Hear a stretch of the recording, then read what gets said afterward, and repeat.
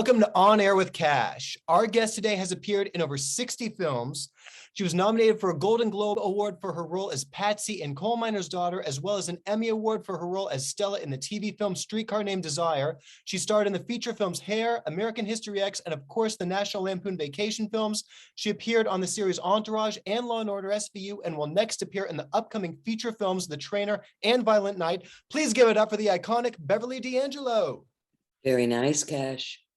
Very, very nice. Nice intro. Thank you. Beverly, it is so nice to have you on the show. We met 3 years ago, I think, back in 2000. I think it was longer. Well, whatever it is, we have a history. We're friends. And I've followed you, and I'm thrilled that you're doing this. And I'm really happy to be sitting here talking with you.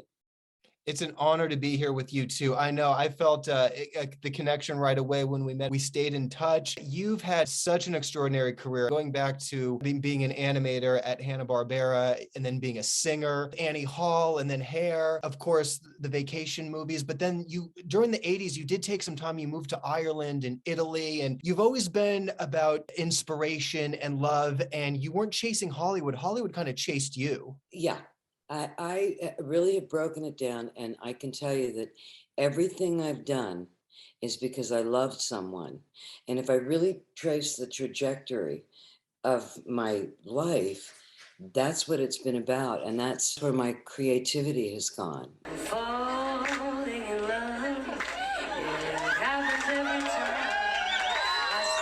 I got a job. I went to the art school in Florence, and I got a job. It was supposed to be a summer job as an inker and painter at Hanna-Barbera in Los Angeles. So I took off from Columbus, Ohio at 17. 2 days after I graduated high school, I was in British Columbia and was bringing money in with the square dance band. And someone asked me to come to Toronto to do the backup vocals for an album. And I got to Toronto, and it was amazing. And so I was a singer there. And that was really what I wanted my path to be. But things happened. I sang with the amazing, and may he rest in peace, we just lost him, Ronnie Hawkins. Ronnie Hawkins was one of the original rockabillys. He came up from Arkansas with Levon Helm as drummer, because Conway Twitty said they'd left a PA system in Toronto, and if Ronnie wanted to do a gig up there, it was already set up. Ronnie went up there, it was the promised land, and he brought rock and roll to Canada. So by the time I was in Toronto, which was 1970, that was really the gig to have. And I did get a job with him and was singing with him. You leave me for somebody new. My self-worry.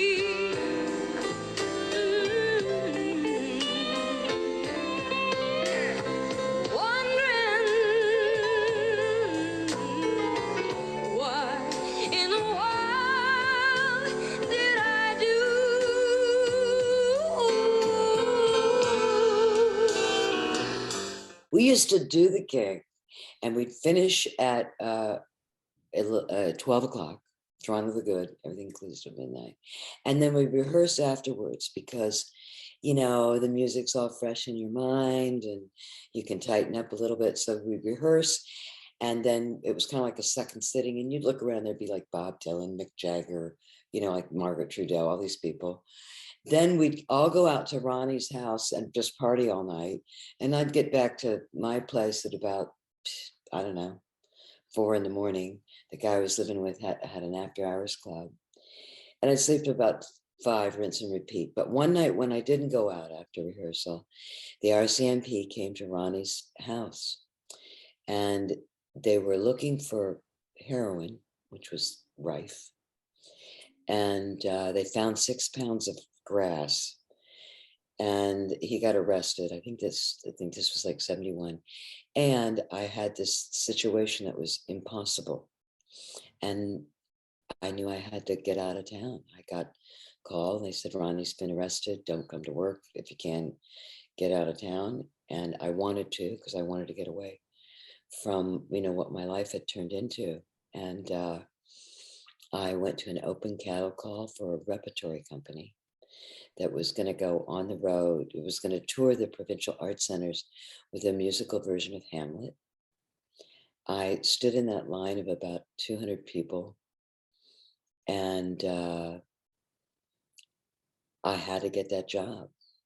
And I sang my heart out. They said, "Can you dance?" And I went, "Yeah." Couldn't. But I then joined the Charlottetown Festival Repertory Company, and the show was seen by Broadway producer, and he said, "I'm taking it to Broadway." And it was really one of those things where they said, "Okay, fire everybody but that girl." And I opened on Broadway, I think maybe certainly under a year away from when I'd been singing in bars to a bunch of drunks. So what happened was the show closed. It was called Rockabye Hamlet. The show closed very quickly. And I thought, well, I'm going to get all these singing opportunities, but I didn't. And what happened was, and this goes back to you saying it chased me, the door that opened was film. And all the casting directors that had come to the show wanted me to come and meet on the movies they were casting. So I did like a crazy movie that Michael Winter directed, did a small movie for Paramount. Then I had one line in Annie Hall and got my Screen Actors Guild card from Woody Allen doing that movie, teeny little part. And then I went out to California, did another little movie called First Love. I did a mini series, and then everybody was saying in New York, "Oh, they're auditioning for a film of Hair," So like all the Broadway babies, this is talking like 76, I think at this point, 77. We're, again, going to the open calls. I did. I think I stood out because I didn't really have a Broadway repertoire. And my audition piece was the Eagles song, Desperado. So I got a call back. I met Milos Forman, and it was Milos Forman on Hair who really introduced me to the art of filmmaking. Hair for him had also gone. Hair for him had been a project that he'd wanted to do since he was in communist Czechoslovakia as a filmmaker, and was so impressed when he saw it on stage. He'd always wanted to make a film of it, but didn't have the opportunity. But he had just won 5 Oscars for One Flew Over Cuckoo's Nest. So they said, "Okay, what would you like to do?" He wanted to do a musical of Hair. What he did with that music, though, was he put it into a more traditional form, meaning that every song either developed a character or moved the plot along. But that relationship with Milos was a true gift. Again, everything I've done is because I've loved someone. And he introduced me very lovingly to what his art was, and I got it. I thought, yeah, that's it. Because even with Hair, that showcased you as an actress, but you also got to sing. It was your passion. Yeah. And like you said, Age of Aquarius, Good Morning Starshine. That was And I my got to say, song. on a personal note, that was an influence to even when I was starting out. One of the You first know, jobs I had actually was a hair show for Carlton Hair Salon. I had long blonde hair. I didn't look as quite as good as you did, but yeah, they put me in a hippie thing, and we did a whole musical number to Hair. oh my God. Well, now, so what were you doing in Carlton Hair Salon? I was getting my hair, my roots touched up. I had long blonde hair, and they said, you would be perfect for our annual hair show. We're going to do this choreography to the musical Hair. But yeah, I mean, they had me in like the ripped jeans, and then it was just me with all these girls. I'm Oh my holding a peace God. sign, pretending to smoke a joint, and then we just broke out into the dance number. Love it. Did you start out as a dancer? I did more theater when I was in high school. I took cotillion, I did some ballroom dancing, I and did then cotillion too. yes, I've always been looking for how to incorporate whatever skills that I've had. But you've got that engine. And I've Yes. said this, you get this thing inside of you, Mhm. and you want to create something, you want to manifest something, and it's going to land wherever it's going to land. There was some quote somebody told me once, because I'm always like thinking of 15 million things at a time to do. I'm painting or writing or acting or singing or whatever, whether I'm employed or not. And this friend of mine said that John Lennon once said, if you put me in a room and there's nothing in there but a tuba, I'll figure out how to play the tuba. And I think that when you have an artist's soul and when you're connected to that creative gift, it does come out in all these different ways. And you can find yourself just as fulfilled dancing for the Carlton Hair Show as taking a dance class or doing a podcast or performing somebody's words, it's just there. And I knew that when I first met you. I knew it when I walked into that room. I thought, no, who is that guy over there behind the desk? Oh gosh, but that means so much. And I've taken what you just said to heart. When everything closed down, I took a stunt training class. You did Wired. not. Oh yeah. So What, from 87 North? Where'd you take the class? it was out in Simi Valley. It was called Wire Fighters. So they put the harnesses on you and you do like the Matrix and Marvel kind of stunts. And there's Wires with the little. oh yeah, they have like wires and harnesses. Yeah. So then I attempted to do the front flip and my leg got tangled and it just wasn't working. Like do a backflip. I'm like, you're nuts. So then they said, can you do a backflip? You do the backflip, then what? I did the backflip. I completed the stunt doing these flips and acrobatics with the harness. So that was really something that I had wanted to channel in and that I wanted to incorporate into my work. Get That's more into wild. it. I would like to be at a place where I can do my own stunts, like hire me and be like, no, I'll jump in there and do it. Smart. Lots of action films being made. Exactly. Lots of heroes out there. You know it. So I got a call. Clint Eastwood wants you to be in this movie he's making called Every Which Way But Loose. I didn't meet him till I was on the set. It was an offer. And I'd finished Hair at that point. And then I did Coal Miner's Daughter. All these things were like in the can, So and then I met John Schlesinger, who I would go on to do 4 projects with. Everything was kind of going like this. And then all these movies came out and I'd gotten nominated for Coal Miner's Daughter. It was a big deal. It was 1981, the Oscars, blah, blah, blah. And then I met the man I was going to marry, Lorenzo, an Italian Duke. And my life was really great. And I got an 80. We were living here. He was a student at USC. My agent wanted me to go in and meet on this Chevy Chase movie. And Chevy had, burst out of Saturday Night Live, the National Lampoon. National Lampoon had just kind of established herself with Animal House. So I read the script and I went, oh, I don't know. It's like, because I didn't know what my path was going to be as an actress. So you had this moment where you were doing all these films and then the opportunity for the vacation film comes up. And this is when I read the script and again, I didn't know, where am I going with this acting? Because you had just been nominated for the Golden Globe. You had been in Hair. So you were like, where's the next phase of my career going at that point? Yeah. What'll be the next thing? The question was, where is this going to go? It was a kind of process of looking around, but I'd fallen in love with Lorenzo. So I didn't even know what I was looking for. I had a little album deal too. I was writing songs at the time. So I get this script and I read it and I went, oh, wait a second. The mother of teenagers, I'm 28 years old, 29. And I said, look at this, I've got kids. There's a dog in it, the dog gets killed. There's adultery, there's kidnapping, there's death. Incest, like what? I don't know. But my husband, Lorenzo, read it and he went, but look at this cousin Eddie. He is hilarious. We do it. Because the film was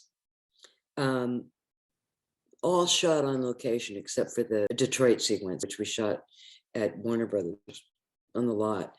But it was a road movie. So we shot on location and we formed this little kind of cabal. It was a little family. It was not a high budget. I think it was $4 million or something.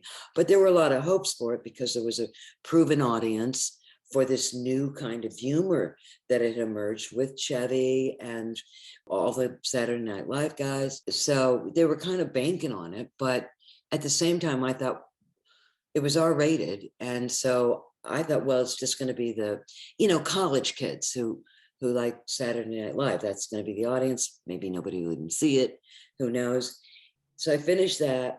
Now we're in Italy, and I get a phone call from my friend Paul Trevara who said, "You're in the #1 movie this weekend." I'm like, what? And I'm like, ring. You better come back. Ring. So even though I was based in Italy, that began a period of my perspective on films as being, part of my larger life. I had found the love that I was looking for, I thought. And it wasn't like that creativity had quelled, but I was fulfilled emotionally to the point that I had this little album there where I could sing anywhere and write songs anywhere. And I would look at the things that came in, but I was always, kind of juggling it with the fact that when I'd come into Los Angeles and I'd go out to dinner, like people would stumble on their French or, aspire toward getting a Rolls Royce. As a part of so many aspiring actors, producers, writers, that idea of having like a groovy lifestyle, it cleared that out so that I was just really in my creative self. And I didn't see the opportunities in Hollywood as an actress that looked fulfilling on paper to me. A Vacation had been a success, but I wasn't Ellen Griswold. That was a tribute to my mother. That kind of started my disenchantment, to tell you the truth. That success did.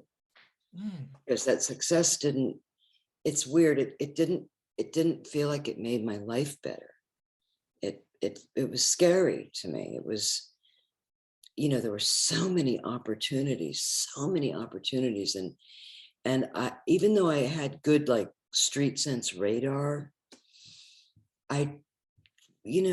Hollywood, there are a lot of pros here. There are a lot of professional manipulators. And if you're young and you're having success in an area that you hadn't really aspired to, because I learned how to act in front of a film camera, and that's a different thing.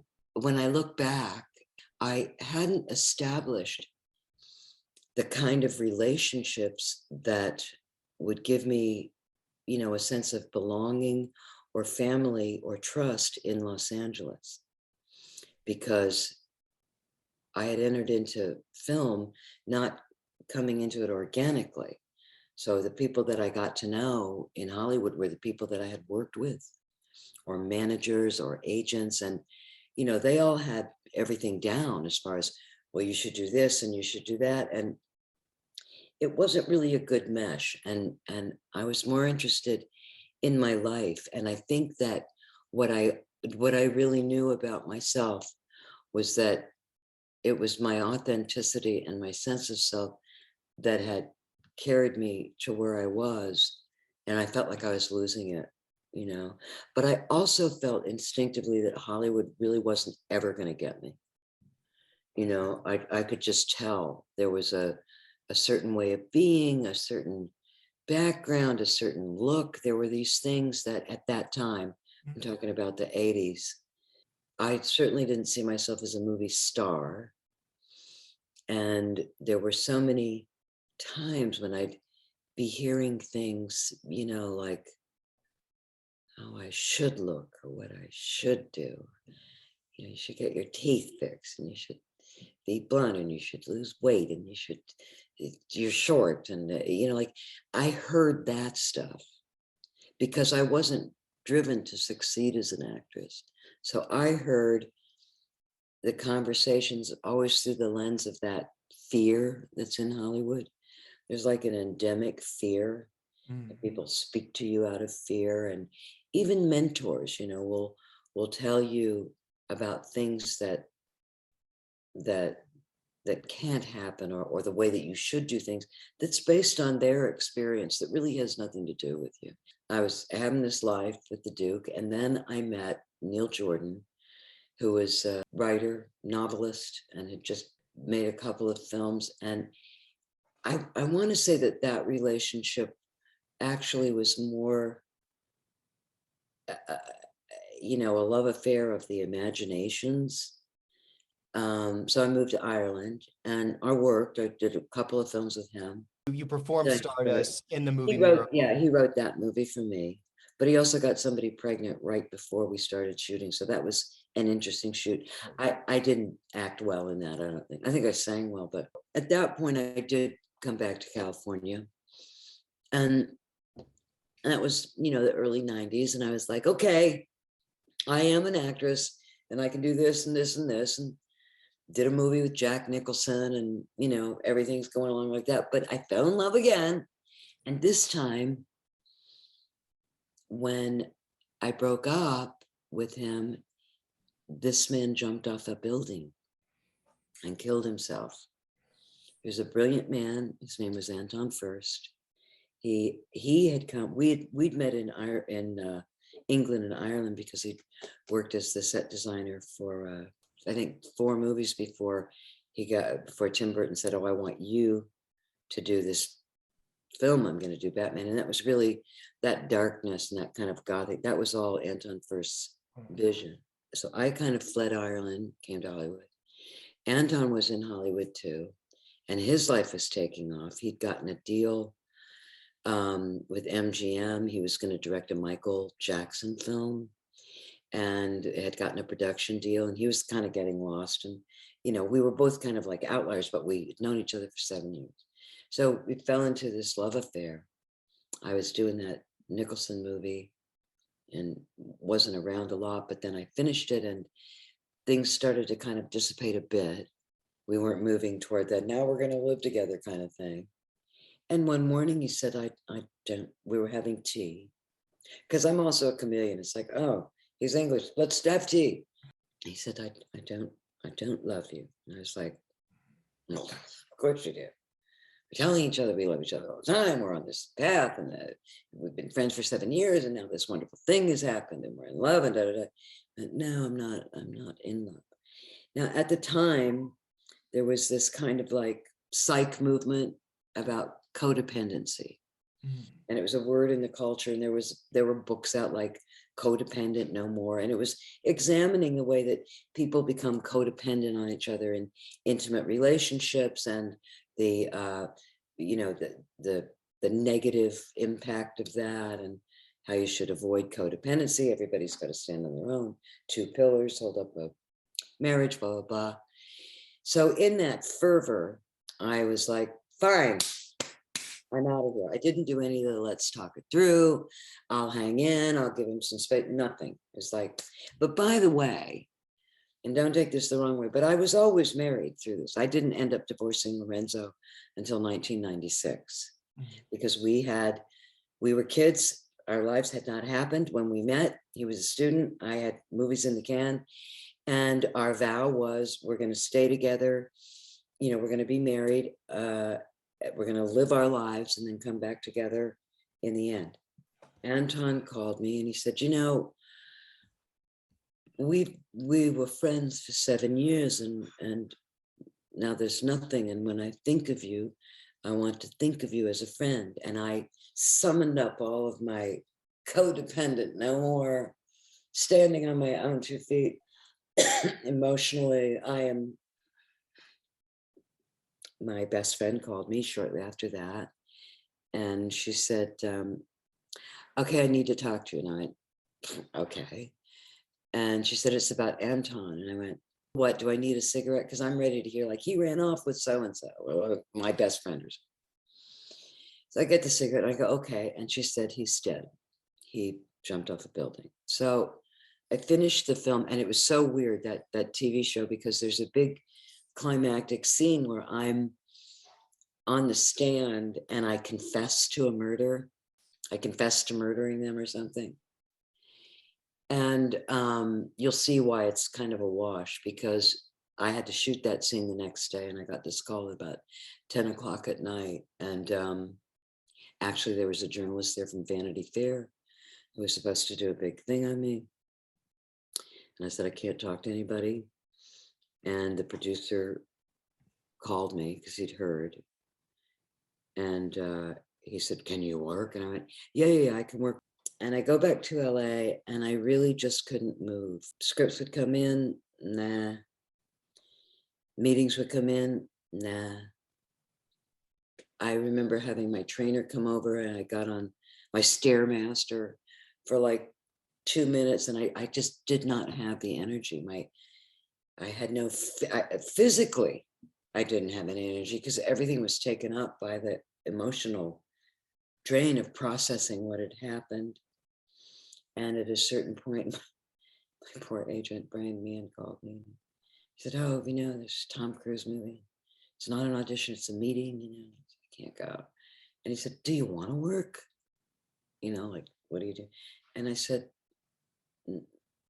no, I really don't. And I really didn't. I needed to really be present for where my life was at that time and the things that I'd experienced and the relationships that I had. And I really needed that time. So that was another stepping back. But I started to kind of get back in the groove a little bit. And then I met Al. That relationship, I think I was starting American History X at that point. Yeah, I met him and then I started American History X. It was getting serious. He really wanted to have kids. I was getting very old. I said, well, you know, I have this deal. You know, I'm married, actually. Nobody knows it. I don't walk around saying, I'm a duchess. You know, it's not part of, certainly wasn't my thing. You know, these days, somebody would probably say that if they just met somebody who was completely different time, you could actually you could have a private life. Mm-hmm. So, but I said, you know, that's kind of my deal. You know, that's crazy. You know, you got to get divorced. So I called up Lorenzo and I said, hey, Lorenzo, you know, I'm in love again. Oh, Beverly, who is it this time? And I said, well, it's an actor. He goes, an actor? No, man, no, please, per favore, no. Look at that director. Look at that Irish director. Remember his shoes, you know, and he said, because he's not an actor. And I said, well, it's kind of serious. And he doesn't get our deal and he wants me to get a divorce. But that's ridiculous. Who is this actor? Who is this actor? And I said, well, he's kind of famous. And he goes, oh, please, an actor. Who is this actor? And I said, well, it's Al Pacino. And he goes, Al Pacino, he's fantastic. We divorce. So we did an uncontested divorce. I signed a thing. He signed a thing. Thanks. We're still best friends to this day. They're still in my life. Wonderful person, but a soulmate kind of person. Then it became about having kids. And that took a while. That took 4 years to make those miracles happen, and all the magic of modern medical science. And then I got pregnant, and it was with twins, gave birth, and then it was like, what? Because we'd spent all this time trying to have this family that we thought was going to make everything so wonderful, and then we had the kid. Neither one of us really knew what to do, and the kids had some challenges, and so we just couldn't, you know, we tried, but the kids were born in 2001, and by 2004, you know, it was cut the cord time, and we set up a 2-home family, not intact, but a 2-home family with him 15 minutes away from me, and the kids started going back and forth. But what I saw is that my background, you know, when you have kids, it calls you back to how you grew up. Mm-hmm. And a lot of times that's the bad news, you know, but every once in a while it's the good news. And for me, it was the good news because I had grown up in Columbus, Ohio, witnessing a fantastic love affair between 2 really, really interesting, very accomplished people. My father had had a great deal of success in his life, starting as a musician and becoming a broadcasting executive. I mean, I grew up watching something fantastic. There were also really unique parents in that they let me go. You know, they didn't put that demand on me, you know, like, well, you've got to go to college or you've got to get a job or you've got to get married. No, it was like they saw me and my parents were present. And I took a look at the landscape that I was going to raise these kids in. And I thought they need at least one parent at all times who is physically and emotionally available. And looking at our family of 2 actors, acting the way that I do it and the way that Al does it, you know, it's not like it takes you away emotionally from your loved ones, but it does take you somewhere. You know, it takes you into a character. Oh, yeah, definitely. And as again, I learned how to act in front of a film camera, which is about inhabiting something. Right. And that's been my approach too. So I knew that I had to step back, and it was, I went to ICM, and it was Jack Gilardi, my agent. I said, listen, I got to talk to you. You know, I don't know how to do this. I'm 51. I have 2 kids, and now I'm a single mom, and I don't know how to navigate show business because I can't do movies. I can't go run off to North Carolina and do Winter's Bone. I can't go run off, you know, and do this or that for a month at a time, because Al's over here. I mean, I can't have nannies raising my kids. They're young. I mean, I said, I can't. He said, don't worry. Don't worry. He said, family is everything.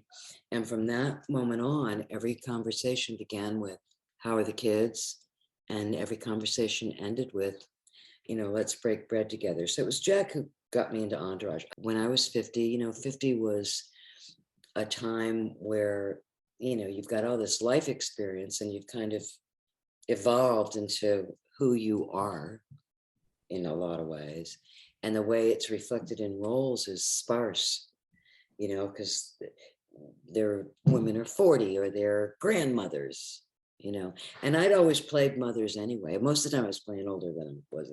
It was kind of wild. And I was held up by the fact that I knew what it meant to be a present parent. You've mentioned you didn't want your kids to be indoctrinated by Hollywood. You didn't encourage it. So you, like, they weren't they were at private schools in the city, and you really were like, you were a present parent, and it was about their education, about their needs. Yeah, and I'll tell you, I mean, it doesn't thrill my daughter, who's an actress, because, you know, she said, how come you never, all her peers would be turning into models at age 15. She got offered a role in an Adam Sandler movie that Al did, and I said, no, not yet, not yet, you know, and she's on her path now. What I like about Los Angeles is that it's pretty suburban. There's Hollywood, there's that community, but there's also all this nature and sunlight and warmth and health. You know, there's a lot of support for good health out here. I like all those things about it. I like that I live really close to Runyon Canyon. You know what I mean? I like that. I like that there are deer that live on my property. And that's real to me, the nature and all that. So that was compelling. And I thought I can raise my kids here until I found out about the school system. Because I also, you know, live in Hollywood, and Al lives in Beverly Hills. And so really the way, it wasn't about protecting them, but it was just very much a reflection of who Al and I were independently as people.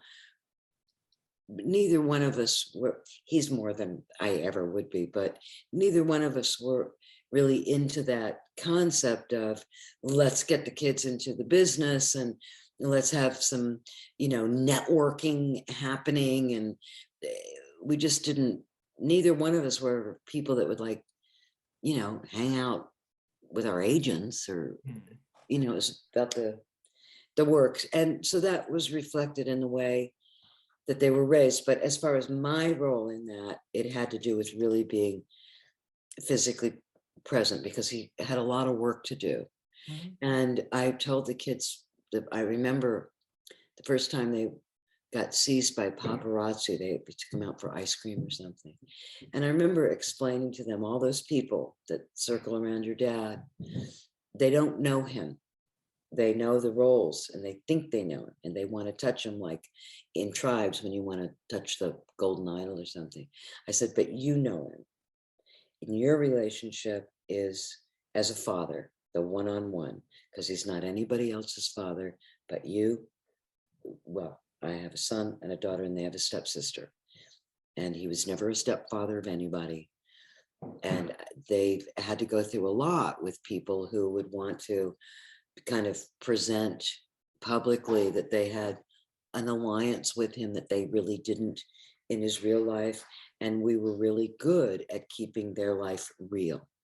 So as much fiction as would be propagated by a major movie star, because I kind of dropped back from any of that, I always had the reality there for them, you know, and it was always home-based and task-oriented and family, you know, and responsibilities to family, as opposed to, you know, what do you want to be when you grow up, and isn't fame great? Because that's a that's a real factor, I think especially for girls, they get exposed to that shimmer of fame. And there's been this whole thing that's happened that, Cash, this whole thing that's happened in the past 10 years where it's really, really ramped up, that just fame for fame's sake has become currency, and it's not about authenticity. And I worry about how that affects the acting profession. I commend you for because I've heard you discuss that in previous conversations, and especially the one where you're going to meet people who know who your parents are. Because my take growing up in LA and my personal experiences was, my parents were very present and were there, but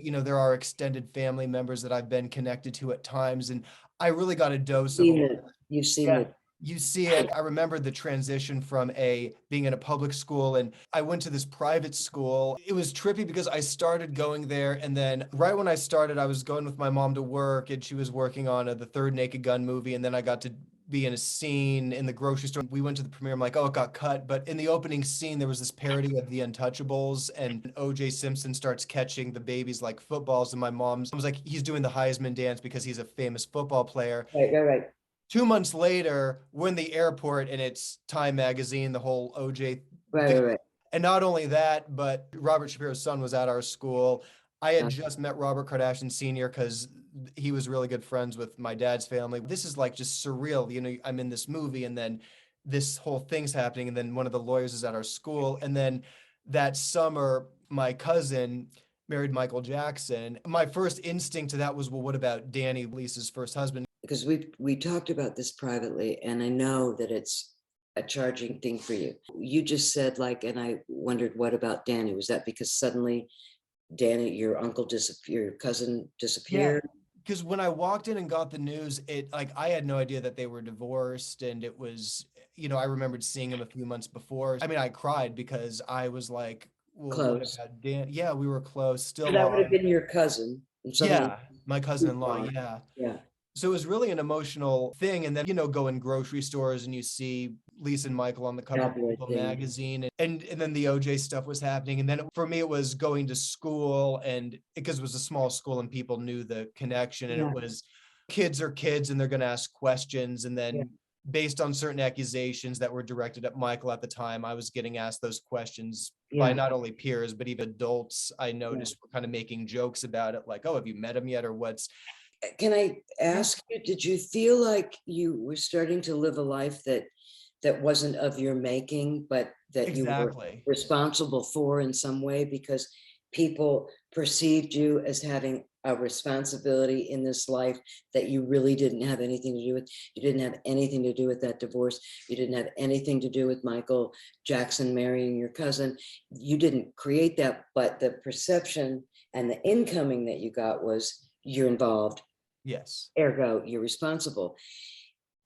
That's a bit of what I was talking about happened to me in the early 80s with that kind of success, in that it's not that fame changes you, it's that it changes the people around you.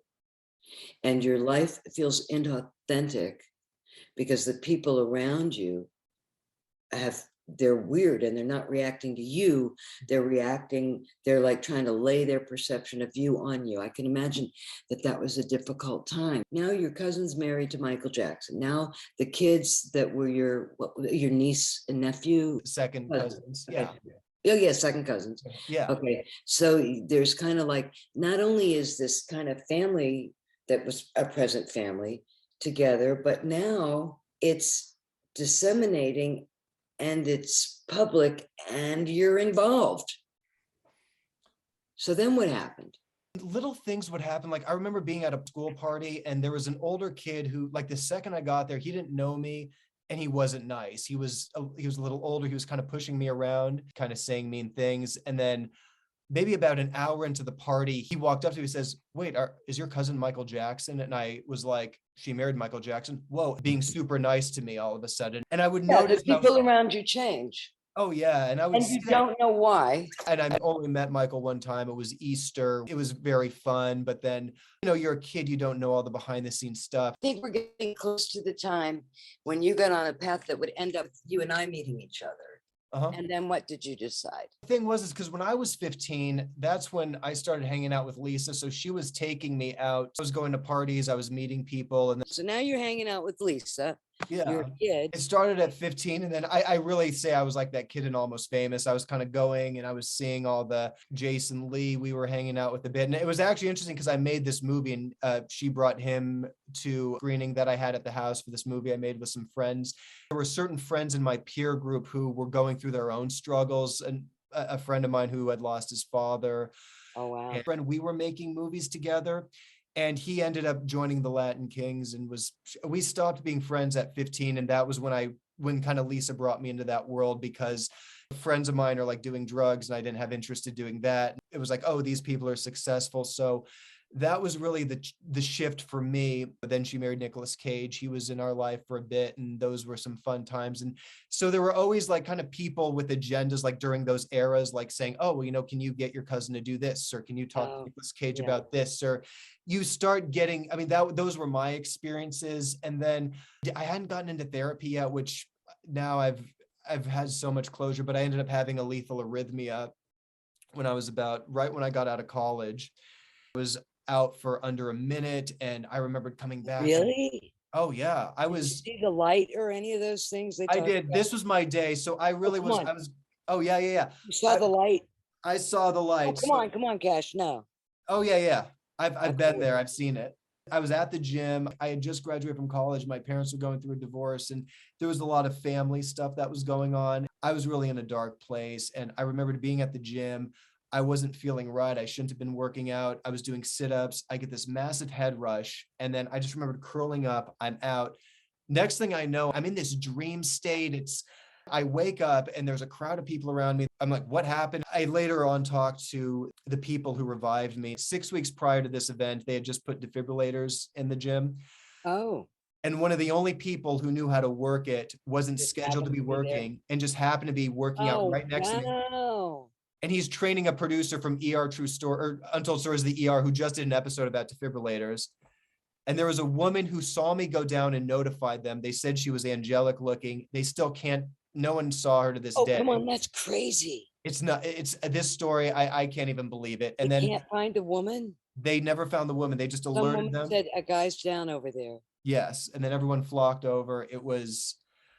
And the woman disappeared. She disappears. An angel, right? An angel came. Oh my God. Do you think, I like it. You don't I'm come glad back from you're an here. experience like that not believing in something else. And when I talked to the people that revived me, when they were telling me what they were saying, I started getting, because I remembered being in a very peaceful dream state like that. My point up until that time I wasn't reaching my full potential. I was dealing with some stuff in not a healthy way. And so when that happened, I remembered, because they said I was dead for just under a minute. I was blue, I flatlined, and then they put the defibrillator on me. And then after they giving me CPR and using the defibrillator, they said, wake up. And I can remember hearing that. There was this moment, I feel, where I was peacefully ready to go in my mental state at the time. But then it was like, Kash, you're not done yet. There's some stuff to do. And so I just remembered coming back, and I had this new outlook on life afterwards. I started getting into the things that I wanted to do. And that's such a cool story. I love it.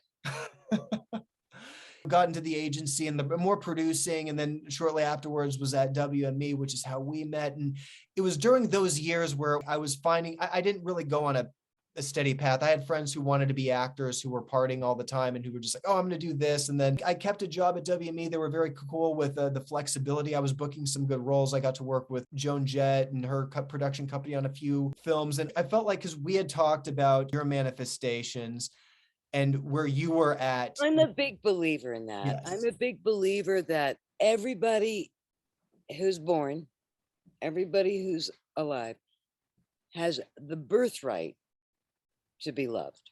Mm-hmm. That there's the mother love of the universe, and that's everybody's birthright. Because I think so many people, especially in our business, have come from a place where somehow along the line they've told themselves or been indoctrinated with the idea that they have to earn love. And I don't believe that. I think that's everybody's birthright. It's a separate thing. And I started this by saying that everything I've done is because I've loved someone. And I had that in my mind for a very long time, that I had to do spectacular things to earn love.